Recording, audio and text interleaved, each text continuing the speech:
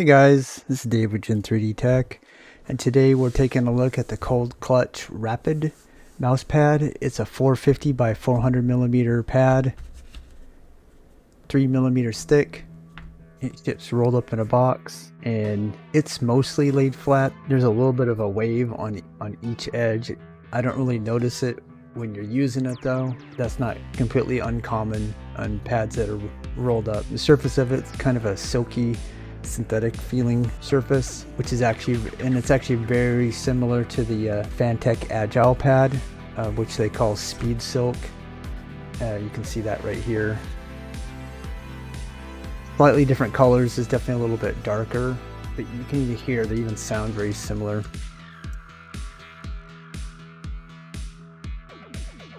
This Coldclutch Rapid pad though is a bit faster than the Fantech. The Fantech has more control, and this has a little bit more speed. And as you can see, size wise, they're the same, pretty much the same, almost the same width, but you got a little bit more length on this. However, this is like a $12 pad, and this is a $20 pad. Like I said, this is a pretty fast pad.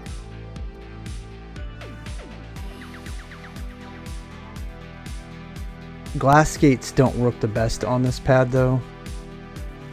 It feels actually slow. It almost feels like a mud pad with glass gates. So this is probably not the best. Well, actually, if you do like a mud pad and you have glass gates and you find that they're just way too fast for you, then yeah, this might actually be a good pad for you, because it's definitely slower and more controlled. Most of the time glass gates make the mouse feel lighter, but for some reason it makes this feel much heavier than it actually is. It's kind of weird. But PTFE feels great on this pad. Super fast.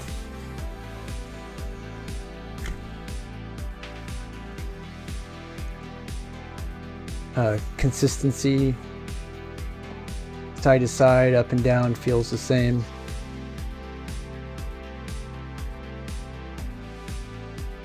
Dynamic and static movements feel great on this pad. It's really nice on the skin, very comfortable, just like the Agile pad. It feels really nice on your skin. Stitching, you know, it's okay.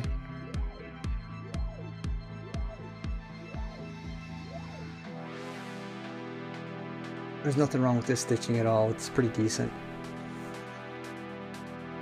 Corner's decent.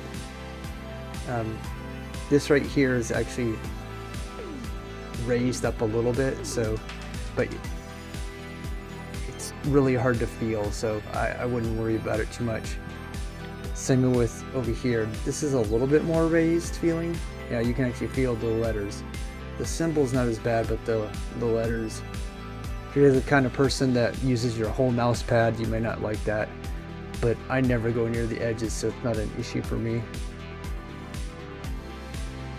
It's got a fairly normal looking base, just like most other pads, yeah, rubber base, and doesn't move at all. It does have a noisy surface, just like the Agile pad, so when you make those sweeping movements, it is kind of noisy. Now, the one advantage of this type of pad is it's going to be very water resistant. Yeah, I don't notice any difference.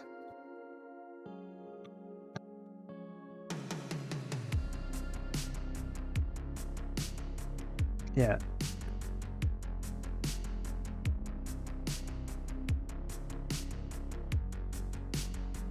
As you can see,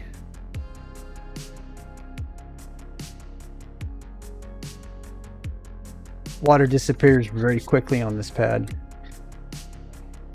Great pad for humid environments or sweaty environments. For $20, this thing's actually a really good deal. I've actually been trying to get a hold of this pad from Lethal Gaming Gear for a long time, but this size has been sold out for a long time. You can get the desk mat size, no problem from there, but you can actually get this pad from the Coldclutch website, and I'll have a link in the description. They were nice enough to provide this pad, but as I always say, it's not going to affect my opinion of it. I was going to buy this anyways, but they were kind enough to send me a sample. Now, like the Agile pad, you know, is it my favorite pad? I would say no. I definitely prefer a more controlled pad, and this is definitely on the speedier side of things. Micro adjustments are decent on it. Flicks are pretty good. This never hindered my performance in any game, and in the games I usually hit my averages no problem. And as far as comfort level, like I said, it's nice on the skin, but if I'm looking for an edge in a game, there's a couple other pads, you know, that I would prefer, like a Saturn or a GameSense Rush or a PadSense pad. But if you're a gamer on a budget for $20, man, you can't go wrong with this pad for sure. It's also kind of got a similar feel to the Fantech Focus 3, but I would say this pad is a bit faster than the Focus 3. The Focus 3 has a little bit more control. So if you're looking for, you know, like a pad in the $20 range, which is what the Focus 3 is, similar in size to this, and you want a little bit more control than the Coldclutch, then maybe the Focus 3 might be a pad for you. But if you're looking for a speedier pad that also has water resistance and you're a gamer on a tight budget, then this is an awesome pad. I'd highly recommend it. For $20, this is a great pad. I don't have any concerns about durability, and in the time that I've used it, it hasn't worn down at all. So if you're interested in checking out this pad, I'll have a link in the description, and hopefully you enjoyed this review. I got many more coming along soon, so go ahead and subscribe if you haven't so you don't miss out. And if you like this video, please leave a like. Definitely helps the algorithm and helps it spread. And I always encourage comments. I love hearing from my viewers, whether it's positive or negative. And that's about it. Thanks for watching, and I'll see you on the next one. Later.